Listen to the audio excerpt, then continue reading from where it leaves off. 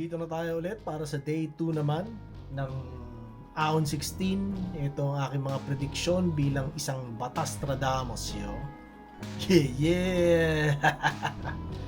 So sana naparoon yun sa day 1 pare, pero dapat naman pinanood nyo. Kung pinaparoon nyo to, dapat pinanood nyo sa day 1. Yun lang yun. So day 2 pare, simulan na natin kagad. Puta, wala nang ano pa. Ay hindi, bago ko pala simulan. Ahon 16, December 13 and 14 sa the 10th sa C5 extension nyo. Bandang C5 extension road Las Piñas. Ah puta, sa Las Piñas pala. Akala ko nung una sa C5 na as in banda dun sa kung saan yung Urban Jam. So sa south pala to, yo. Ah shit. So yeah, sana manood kayo pare. Minsan lang yan. Napaka-special niyang gabing yan.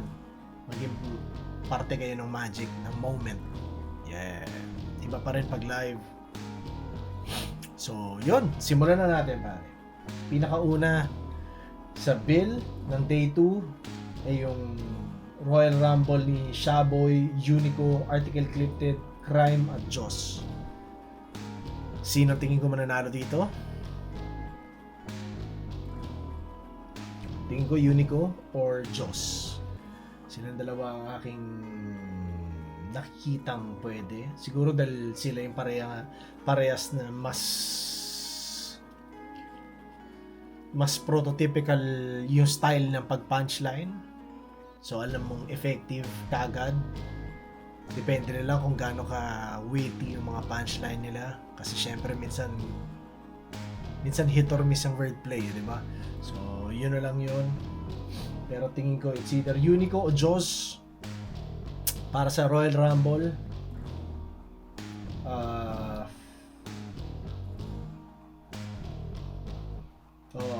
Maganda rin, magandang style clash. Limang magkakaiba entirely. Pero magandang palitan. Pero tingin ko lang pinaka-effective dyan si Unico o yun nga si Joss. Yan. So yun. Tapos sunod sa Bills, K-Ram versus MP3. Wow, gandang style clash nito. Sigurado kakampi ni K-Ram ang crowd. At I'm sure better MC si K-Ram, better rapper siya. Pero fan ako ng wits o ng wit ni MP3, no? Ganon, kumbaga enjoy akong pakinggan yung mga naiisip niyang ideas. Ganon. Pero tingin ko masyadong seasoned na si K-Ram sa flip top stage kumpara kay MP3 para i-domina siya ni MP3. Yun. Alam naman natin si K-Ram naghahanda rin naman talaga sa battle at effective naman yung pagiging comedic niya. Tapos nagra-rap talaga siya as in rap ability, as in mga laro ng sa rhymes. So mas meron siya, mas kumpleto. Ganun. Kasi ang ano ni MP3, magaling siyang pumunchline o mag-isip ng mga concepts. Pero kapag hindi naging effective yung concept o yung angle na yun, tanggal kagad sa kanyang gaano kahaba, 'di ba? Parang ganoon eh. So K-Ram tingin ko. Pero magandang battle sigurado, tipong gugustuhin ko panoorin kagad. Ganung level 'yan para sa akin. So Saint Ice versus Banyo. Napaka-solid na laban 'yan sigurado. Dalawang punchline. Tingin ko parehas kayang mag-freestyle, kayang mag-rebut. Medyo modern ano na sila eh, no? Yung parang modern format. Modern to the second degree. Ganun. So sino tingin ko mananalo? Tingin ko makuha ni Ice yan. Alam kong parehas nilang gustong bumawi. Sino ba huling kalaban ni Ice? Hindi ko alam kung bumattle siya nung huli. Pero Saint Ice tsaka Ban, yun nga, tingin ko, Saint Ice yan. Pwedeng 2-1. Tikit na laban. Entertaining na laban, solid. Sigurado ako isa to sa inaabangan ng mga tao. At bakbakan, pero yun nga. Gusto ko rin makita ko paano sila nag-evolve galing exit ng Isa Buhay, di ba? Kasi syempre, sigurado nag-tweak sila parehas ng laro nila, di ba? Ano ako doon? Curious ako sa adjustment nila. Yun. So, Saint Ice tingin ko siya. Next, Cripply versus Zaki. Putang ina, no? Isang crowd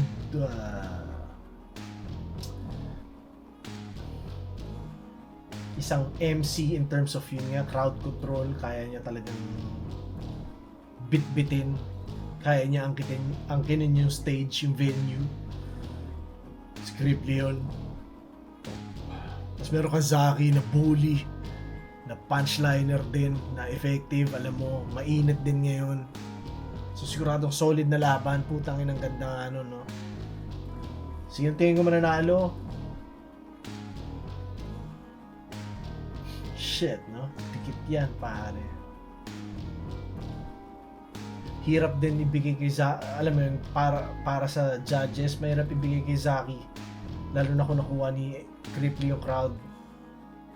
So, kapag nangyari yun, pero tingin nyo panalo si Zaki, huwag kayo magulat na manalo pa rin si Cripply. Hindi, ano rin yun, nothing against Cripply. Hindi ko sinasabi na hindi siya magaling. Kaya niya talaga manalo rin. Pero, yung odds na kay Zaki dahil maraming factors na against sa kanya, 'di ba? Pero ako, tingin ko kapag ginudge ko 'yon sa kumbaga kung magawa nila parehas sa effective style wise, 'di ba? Syempre mas trip ko yung style ni Zaki. Mas effective 'yon. O hindi effective pero mas natural sa akin 'yon, yung ganung panlasa, no? Kanya gusto kong isipin na mas si Zaki mananalo, pero alam kong dikit yung laban at alam kong underdog si Zaki dyan, na tipong effective din talaga kasi si Cripply, di ba? Alam mo, hindi naman ano yan eh, hindi naman yung nakukuha niyang yung tier status niya ngayon o yung fame na nakukuha niya, hindi chamba yun eh, hindi naman, kumbaga may rason talaga. Dine-deserve niya yan, yung recognition niya ngayon, na dine-deserve niya yan dahil sa kung anong kaya niyang gawin, diba? Sa kung anong talent niya, sa kung anong skill set niya. Yun. Pero personally, yun nga, parang tingin ko Zaki, o para sa akin Zaki. Fuck, yung sunod, no? Sayan versus Zenlook. Putang ina. Sobrang solid na laban ito. Siyempre bibigay ko kay Sayan to, no? Tangina. Kaya niyang i-3-0 talaga si Zenlook. Kaya niyang i-body bag si Zenlook. Yun. Basta crispy performance. Naghanda ng maayos. At sana nga, Sayan, bigyan mo kami ng ganun, pare. Parang ginawa mo kay Tuwing na level ng mastery ng material. Hindi ako nagkakamali. Parang hindi ka nawala kay Tuwing eh. Bigyan mo kami ng ganun, pare. Dine-deserve ng mundo yon. Gusto kong makitang ganun. Na asing isang performance na parang kapag gumigig tayo sa ilustrado, nagagawa mo ng putang ina, perfecto, di ba? So, gusto kong makita yon sa battle yan versus Zenlook. Gusto kong i-body bag. Gusto kong makita ma-body bag si Zenlook dahil mahirap din i-body bag yan eh. Di ba? Effective din si Zenlook sa style niya eh. Pero alam kong kayang-kaya siya ni Sayad i-body bag. Yun. yun. So, yun yung inaasahan ko sa kanya. Putang ina, let's go. Buddy Brown, putang ina. Next, EJ Power versus V-True. Tangina, solid din ang battle to. Wow. Ngayon ko palang mas dinigest talaga itong poster. Hindi ko siya masyado tinitingnan ng mga lumipas na ilang linggo eh.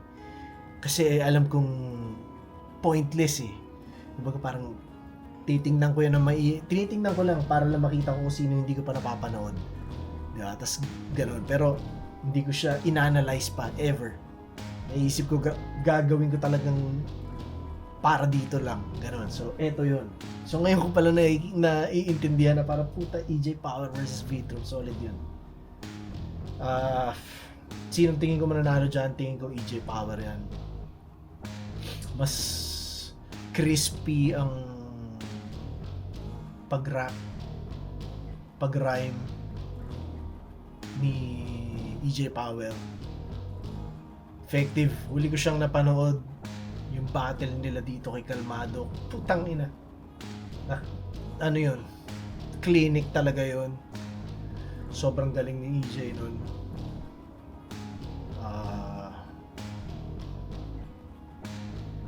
Tingin ko lang mas may balance si EJ kumpara kay V-True. Although syempre sigurado solid yung battle. Solid din, walang ano yan, kumbaga walang body bag sigurado. Tipong 3-2-2-1, alam mo yan, ganyan siya, ganyang type. As in, controversial pagkatapos dahil kahit sino pwede manalo, ganong level siya, tingin ko. Pero tingin ko EJ yan. Next finals, puta, Lip Cram versus Katana. Puking ina. Fuck, anong tingin niyo doon? Yeah.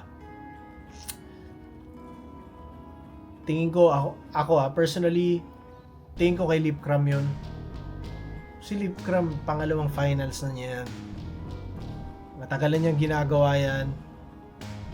Mas composed si Lip Cram, naniniwala ako. Although composed din talaga si Katana.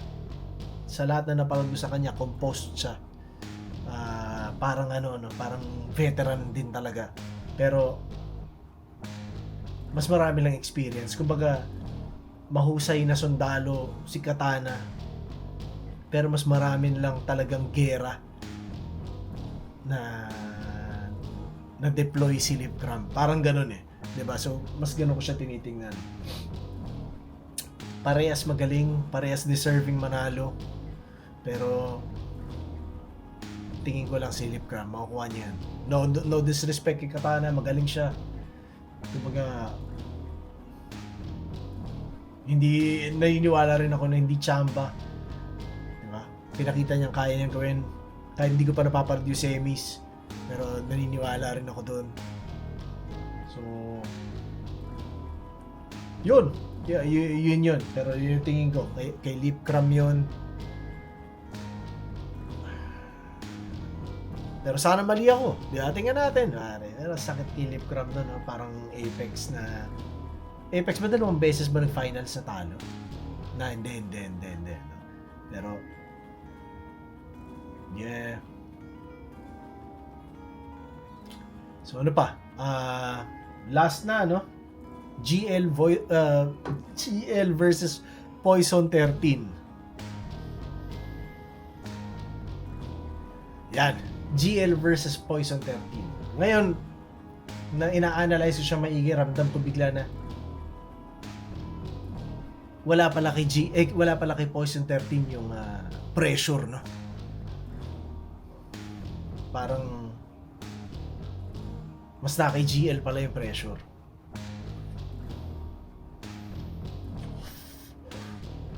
Gusto kong tangin na yan. GL isa buhay champion yan, pare. Diba? Pinakita rin niya kung gaano siya kagaling mag-isip, kung gaano siya kagaling magsulat. Huling battle, nagdalawang battle siya. Tas basta ganun eh, diba? So Siyempre, Matic eh. GL ang mananalo. Parang gano'n ang tingin ng lahat, di ba? Hindi lahat. Pero, gano'n ang tingin ng... Sigurado ako mas maraming gano'n ang tingin. Dahil si GL yun eh. Kung paano si GL ngayon. Di ba? Kung paano siya tanggapin ng mundo ngayon. Yun. So, ang gandang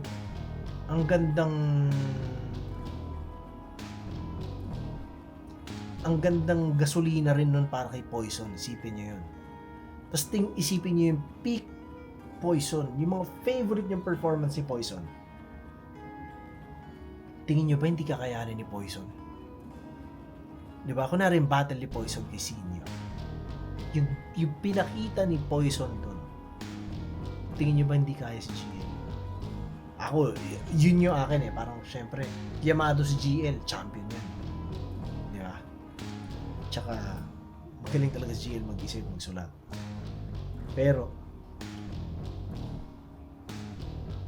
ang tinding kalaban si Poison. Diba?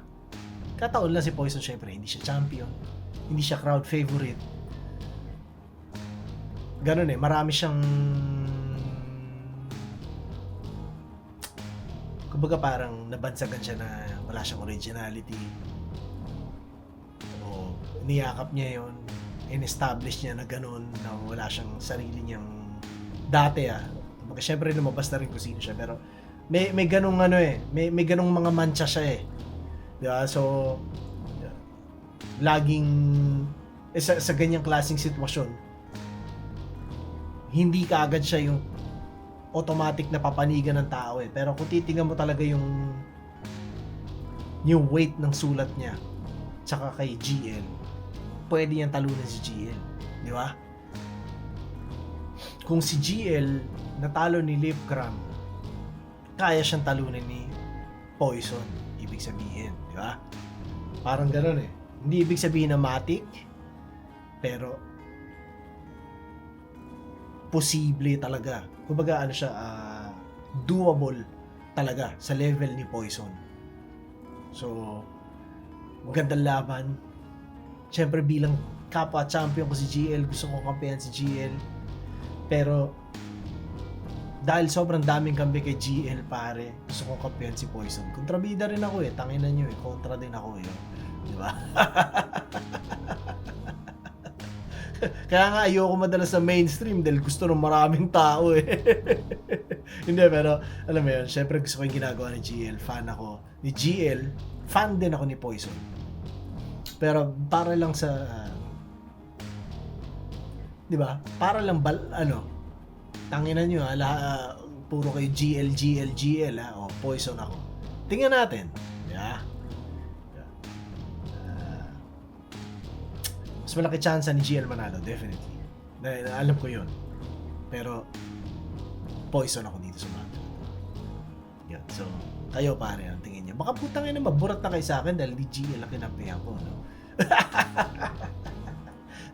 GL, wag mo isipin na putang ina, gusto ko itong matalo. Hindi yun. Pero,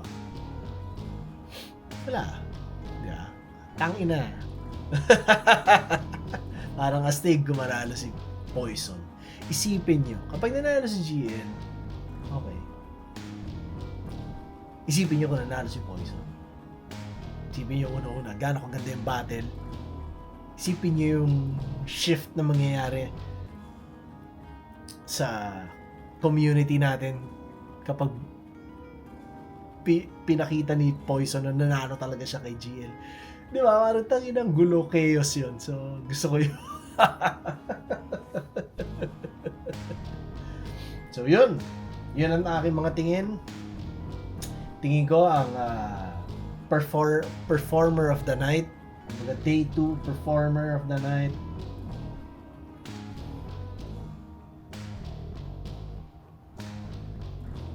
Wow, ang daming pwedeng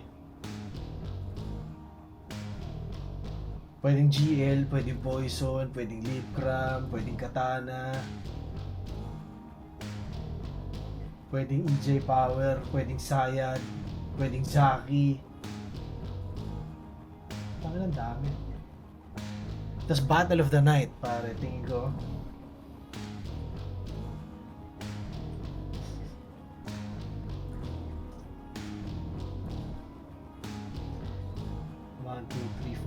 yung 5 nasa taas na battles, kahit sino dyan, pwede maging Battle of the Night.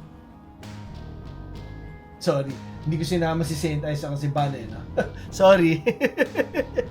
Gets nyo na yan, pare. Di ba?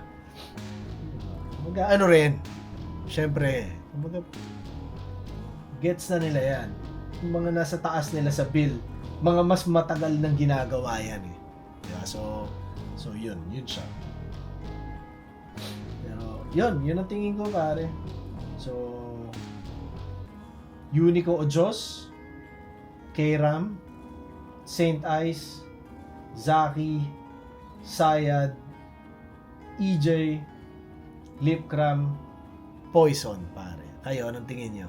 Tang-ina nyo, no? Hype na ba kayo sa ahon? Tang-ina.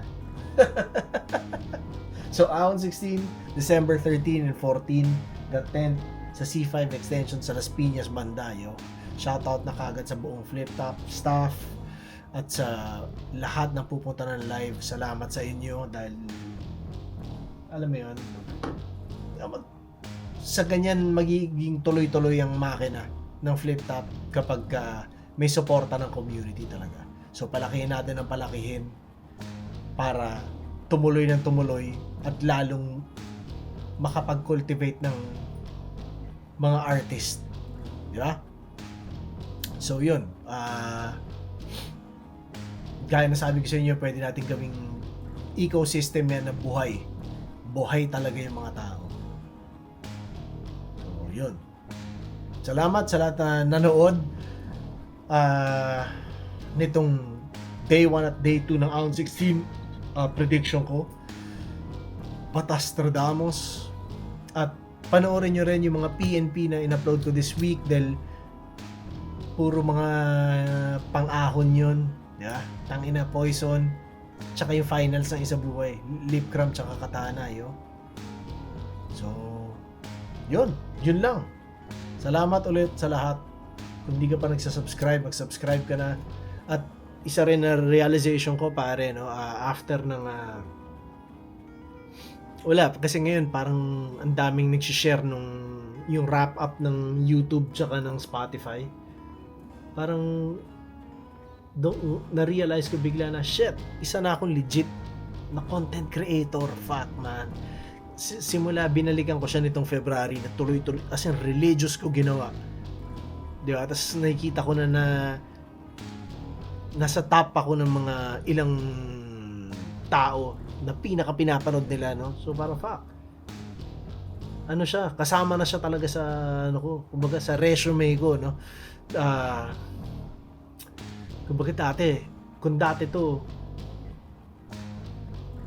parang hindi ako komportable dahil gusto ko isipin na hindi, musikero ko, hindi, rapper ako, hindi, alam mo yun, kung ano man ganun. Pero ngayon, parang shit, content creator ako, yo.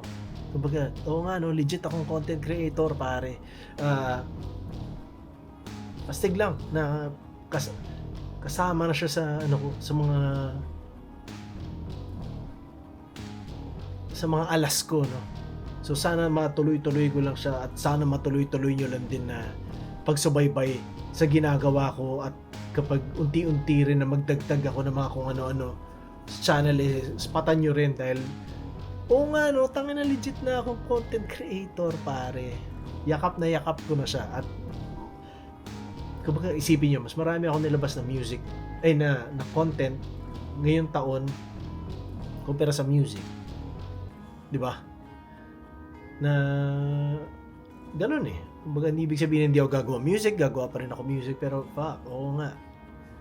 May kasamang responsibilidad na talaga tong pagiging content creator ko. Wala lang, gusto ko lang balita sa inyo na fuck, oo nga, no, na-realize ko na ganun. Hindi na siya ano lang eh. Kumbaga, hindi na siya hobby lang. Talagang ano na rin. Naging seryoso na rin. Yeah?